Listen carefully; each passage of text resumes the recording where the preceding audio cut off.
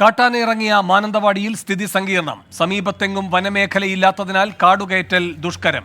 മേഖലയിൽ നിരോധനാജ്ഞ തുടരുന്നു. കർണാടക ഹാസനിൽ നിന്ന് പിടികൂടി കാടുകയറ്റിയ ആനയാണിത്.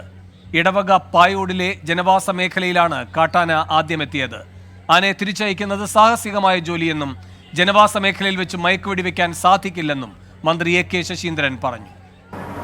വലിയ തോതിൽ ജനങ്ങൾ തിങ്ങിപ്പാർക്കുന്ന പ്രദേശവും വാണിജ്യ മേഖലയുമാണത്. അവിടെ നിന്നും കാട്ടാനക്കൂട്ടത്തെ പിരിച്ചു കാട്ടിലേക്ക് അയക്കണമെങ്കിൽ സാഹസികമായ ഒരു ജോലിയാണ് ചെയ്തു തീർക്കാനുള്ളത്. ജനവാസ മേഖലയിൽ വെച്ച് മയക്കുവെടി വെക്കാൻ സാധ്യമല്ല. അത് അത്യന്തം അപകടമാണ്. മാനന്തവാടി പ്രദേശത്ത് 144 പ്രഖ്യാപിച്ചുകൊണ്ടുള്ള നടപടികൾ സ്വീകരിച്ചു കഴിഞ്ഞിട്ടുണ്ട്. സ്കൂളിലേക്ക് പുറപ്പെട്ട വിദ്യാർത്ഥികളെ സ്കൂളിൽ തന്നെ സുരക്ഷിതമായി നിർത്താനും മറ്റുള്ളവരോട് സ്കൂളിലേക്ക് വരണ്ട എന്നുള്ള നിർദ്ദേശം നൽകി കഴിഞ്ഞിട്ടുണ്ട്. പുൽപ്പള്ളിയിലെ ജനവാസ മേഖലയിൽ ഇന്ന് വീണ്ടും കടുവയിറങ്ങി. മേഖലയിൽ തെരച്ചിൽ തുടരുകയാണ്. സുർജിത്ത് അയ്യപ്പത്ത് വയനാട്ടിൽ നിന്നും വിശദാംശങ്ങളുമായി ചേരുന്നു. സുർജിത്ത്, ഈ ആന ഇപ്പോൾ എവിടെ ആണ് ഉള്ളത്? ഈ തുരത്തൽ ദൗത്യത്തിൽ എന്തെങ്കിലും പുരോഗതിയുണ്ടോ?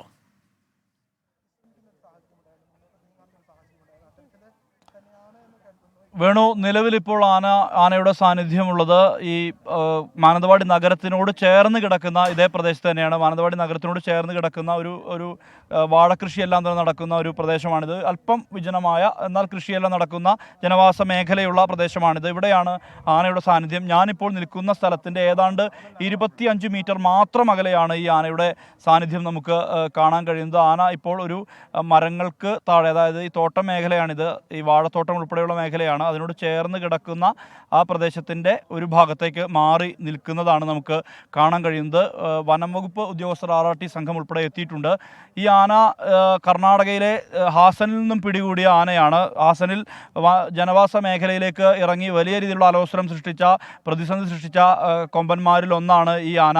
റേഡിയോ കോളർ ഘടിപ്പിച്ചത് ഇതിനുശേഷം കുങ്കിയാനകളെ ഉപയോഗിച്ച് ഇതിനെ പിടികൂടിയെന്ന ആ ദൗത്യത്തിൻ്റെ ദൃശ്യങ്ങൾ ഉൾപ്പെടെ പുറത്ത് വന്നിട്ടുള്ളതാണ്. എന്തായാലും ഇതിനുശേഷം ഇതിന് തണ്ണീർ എന്നുള്ള പേരാണ് കർണാടക വനം വകുപ്പ് നൽകിയത്. തണ്ണീർ എന്നുള്ള പേരുള്ള ആ ആന ഇതിനുശേഷം ആനയെ നാഗർഹോള വനമേഖലയിൽ വിട്ടയക്കുകയായിരുന്നു. റേഡിയോ കോളർ ഘടിപ്പിച്ചിട്ടുണ്ട്. ഇന്ന് രാവിലെയാണ് എടവക പഞ്ചായത്തിൻ്റെ വിവിധ പ്രദേശങ്ങളിൽ ആനയുടെ സാന്നിധ്യം ആദ്യമായി റിപ്പോർട്ട് ചെയ്യപ്പെടുന്നത്. ക്ഷീര കർഷകർ, അതായത് പാലടക്കാൻ പോകുന്ന കർഷകരാണ് ഇക്കാര്യത്തെക്കുറിച്ച് ആദ്യം തന്നെ വനം വകുപ്പിന് അറിയിപ്പ് നൽകുന്നത്.